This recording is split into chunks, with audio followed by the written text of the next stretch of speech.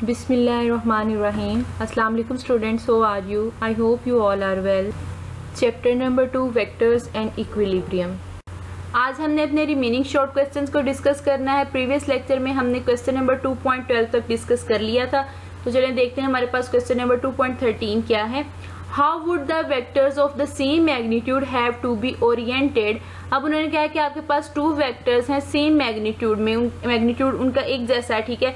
अब उन्होंने कहा कि अगर आप इन दोनों वेक्टर्स को कंबाइन करें तो जो इनका रिजल्टेंट आए वो इनके मैग्नीट्यूड के इक्वल होना चाहिए, ठीक है। तो इसकी ओरिएंटेशन के जरिए हमने इसको प्रेजेंट करना है, ठीक है। तो अब हमने क्या देखा कि हमारे पास टू वेक्टर हैं, ए वेक्टर और बी वेक्टर, उनको हमने head to tail rule add किया, ठीक है। तो इनका जो रिजल्टेंट बन रहा है आर वेक्टर वो भी हमारे पास आ गया, ठीक है। अब हम देखते हैं कि ए और बी वेक्टर अगर देखें कि वो इक्विलेटरल ट्राइंगल है और थर्ड जो पार्ट है इसका वो हमें क्या प्रेजेंट कर रहा है, रिजल्टेंट वेक्टर को प्रेजेंट कर रहा है, ठीक है। तो अब यहाँ पे हमारे पास जो है फिगर से नजर आ रहा है कि हमारे पास ए बी जो आर है वो आपस में इक्वल है, ठीक है। अब हम क्या करना चाह रहे हैं, एंगल फाइंड करना चाह रहे हैं। तो हमने ए वेक्टर को आगे एक्सटेंड किया, तो यहाँ पे हमें नजर आ रहा है फिगर में कि अगर क्या है कि 120 का एंगल बने तो ये तब हमारे पास कंडीशन जो हमारे पास क्वेश्चन में है वो तब फुलफिल होगी, ठीक है। ओके, क्वेश्चन नंबर 2.14 है हमारे पास। The two vectors to be combined have magnitude 60 newton and 35 newton. Two vectors हैं हमारे पास जिनका मैग्नीट्यूड हमें क्या दिया गया है, 60 newton and 35 newton. Pick the correct answer from those given below. हमने क्या करना है, एक आंसर चूज करना है और हमने उसकी रीजन बतानी है कि वो आंसर इन तीनों में से वो करेक्ट क्यों है। तो ऑप्शंस में हमें दिया गया है 100 न्यूटन, 70 न्यूटन और 20 न्यूटन, ठीक है।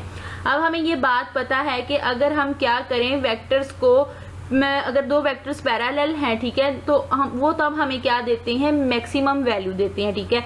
तो अब हमने ऐड किया 60 न्यूटन और 35 न्यूटन को ऐड किया तो हमारे पास क्या आता है, 95 न्यूटन आता है, ठीक है। अब ये हमारे पास मैक्सिमम वैल्यू आ रही है कि अगर हम दो वेक्टर्स को ऐड करते हैं, ठीक है। अब क्या है, मिनिमम वैल्यू तब हमारे पास आती है जब दो वेक्टर्स जो हैं वो आपस में ऑपोजिट हैं, ठीक है। तो अब क्या है, हमारे पास 60 न्यूटन और ऑपोजिट होने की वजह से हमारे पास नेगेटिव वैल्यू आएगी साथ, ठीक है। तो -35 आ गया, ठीक है। तो यहाँ से हमारे पास क्या आता है, 25 न्यूटन। तो ये हमारे पास क्या है, मिनिमम वैल्यू, यानी कि अब क्या है, हमारे पास 95 न्यूटन से ज्यादा का आंसर नहीं आ सकता और 25 न्यूटन से कम आंसर नहीं आ सकता, ठीक है। तो 100 न्यूटन जो है हमारे पास वो 25 न्यूटन से ज्यादा है, तो वो आंसर हमारे पास ठीक नहीं है। और इसी तरह 20 न्यूटन जो है वो 25 से जो है वो लेस है, तो हमारे पास मिनिमम वैल्यू जो आ रही है वो क्या आ रही है, 25 न्यूटन। तो इस तरह ये भी करेक्ट नहीं है। तो मेन जो हमारे पास 70 न्यूटन का आंसर है वो ठीक है, क्योंकि वो 25 और 95 की रेंज में आ रहा है, ठीक है। क्वेश्चन नंबर 2.15 है हमारे पास। Post the sides of closed polygon represent vector arrange head to tail, what is the sum of these vector. अब उन्होंने कहा कि हम अगर रिप्रेजेंट करना चाह रहे हैं, पॉलीगॉन बनाना चाह रहे हैं और उनको हमने ऐड किससे करना है, हेड टू टेल रूल से ऐड करना है, तो उनका सम जो है वो क्या आएगा हमारे पास। अब हमें पता है पॉलीगॉन की हमारे पास कितनी साइड होती है, 6 साइड्स होती हैं, तो हमें कितने वेक्टर्स चाहिए, 6 वेक्टर्स चाहिए, ठीक है। तो अब हमने क्या किया, इनको head to tail rule add किया जैसे कि आपको फिगर में नजर आ रहा है, ठीक है। अब यहाँ से हमें क्या पता चल रहा है कि हम जहां से स्टार्ट हुए थे वहीं पे आके हम खत्म हो रहे हैं, ठीक है। इसकी एग्जांपल आप ऐसे देख सकते हैं कि जैसे हमारे पास नेट डिस्प्लेसमेंट जो है हमारा 0 होता है, ठीक है। तो इसी तरह यहाँ पे भी यही है, ठीक है। अब अगर हम क्या करें, इन वेक्टर्स को ऐड करें तो हमारे पास क्या आता है, नल वेक्टर के इक्वल आता है। क्वेश्चन 2.16 है हमारे पास के टू शिप्स हैं एक्स और वाई, वो क्या कर रही हैं कि डिफरेंट डायरेक्शन में मूव करेंगे इक्वल स्पीड के साथ। जो एक्स शिप है उसकी एक्चुअल डायरेक्शन जो है वो नॉर्थ की साइड पे है, लेकिन जो ऑब्जर्वर है उसे ये लग रहा है कि एक्स शिप जो है वो नॉर्थ ईस्ट की तरफ मूव कर रही है, ठीक है। उसकी जो डायरेक्शन है वो नॉर्थ ईस्ट में है। हमने क्या करना है, इसकी एक्चुअल डायरेक्शन को बताना है कि कौन सी साइड पे है। ऑप्शन हमारे पास गिवन है, ईस्ट में है, वेस्ट में है, साउथ ईस्ट में है या साउथ वेस्ट में है, ठीक है। सबसे पहले यहाँ पे मैं फिगर को एक्सप्लेन करती हूँ। फिगर हमारे पास क्या है, यहाँ पे सबसे पहले डायरेक्शंस को मेंशन किया हुआ है, ईस्ट, नॉर्थ, वेस्ट और साउथ, ठीक है। जब अब हमें गिवन है में क्या दिया हुआ है हमें कि वी जो है वो यानी कि आपकी जो शिप है वो किस डायरेक्शन में है, नॉर्थ में है, ठीक है। तो यहाँ पे मैंने उसको क्या है इधर मेंशन कर दिया वी। अब हम यानी जो है ऑब्जर्वर को लग रहा है वो क्या है, नॉर्थ ईस्ट में है। तो अब यहाँ पे ए बी जो है वो हम फाइंड करना चाहते हैं। मैंने इनको क्या किया, head to tail rule add किया, तो इनका रिजल्टेंट जो है वो मेरे पास क्या आ गया, V X minus V Y, ठीक है। तो यहाँ से हम देखते हैं कि क्या वैल्यू हमारे पास बनती है, O A plus A B is equal to O B. ठीक है, ओ ए की वैल्यू जो हमारे पास वी एक्स है और ए बी हमने फाइंड करना है, और ओ बी जो रिजल्टेंट हमारे पास आ रहा है वो क्या आ रहा है, V X minus V Y. ठीक है, वी एक्स जो है वो वी एक्स से कैंसिल आउट हुआ, तो यहाँ पे हमारे पास ए बी जो है वो किसके इक्वल आया, माइनस वी वाई। ठीक है, तो यहाँ से हमें पता चल रहा है कि इसकी जो है डायरेक्शन वो ए बी के ऑपोजिट है, यानी कि वो वेस्ट में लाई करता है।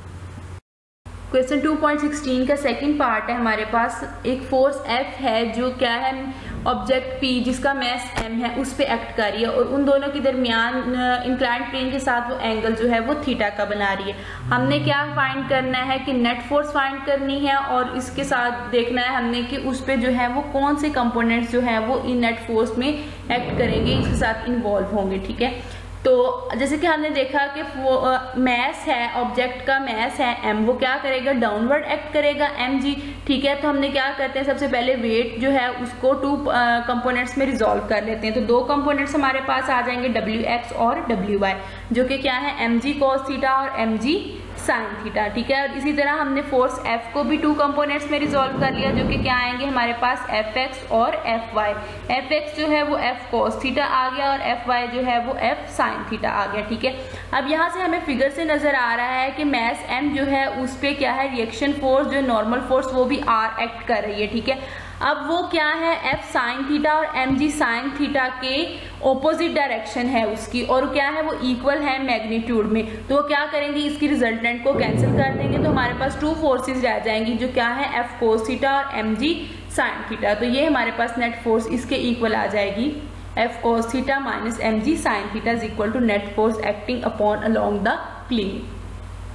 क्वेश्चन नंबर 2.17 है हमारे पास, if all the components of the vector a1 and a2 were reverse. हमारे पास टू कंपोनेंट्स है, a1 वेक्टर और a2 वेक्टर। अगर हम उसके कंपोनेंट्स को रिवर्स कर दें तो हमने देखना है कि क्या इफेक्ट आता है हमारे पास। ठीक है, तो a1 वेक्टर है हमारे पास a1 x i कैप और a1 y j कैप और a1 z k कैप। ठीक है, और इसी तरह a2 जो है वो a2 x i कैप और a2 y j कैप और a2 z कैप। ठीक है, हमें ये बात पता है i कैप यूनिट वेक्टर जो है वो हम x एक्सिस के अलोंग लेते हैं, और j कैप जो है वो y एक्सिस के अलोंग, और इसी तरह k कैप जो है वो z एक्सिस के अलोंग लेते हैं। ठीक है, तो a1 vector cross a2 vector हमने जो है वो क्रॉस प्रोडक्ट देखना है। ठीक है, तो i j के हमारे पास यूनिट वेक्टर आ गए, हमने इसको डिटरमिनेंट में लिख लिया। ठीक है, अब हमने क्या बात की थी, उन्होंने कि रिवर्स कर दिए जाएं। ठीक है, तो रिवर्स यानी कि उनकी डायरेक्शन चेंज हो गई है, तो ठीक है यहाँ पे हमारे पास क्या आएगा, उसके साथ माइनस का साइन आएगा। ठीक है, जिसे हमने क्या डिनोट कर दिया, a1 डैश के साथ और a2 डैश के साथ डिनोट कर दिया। ठीक है,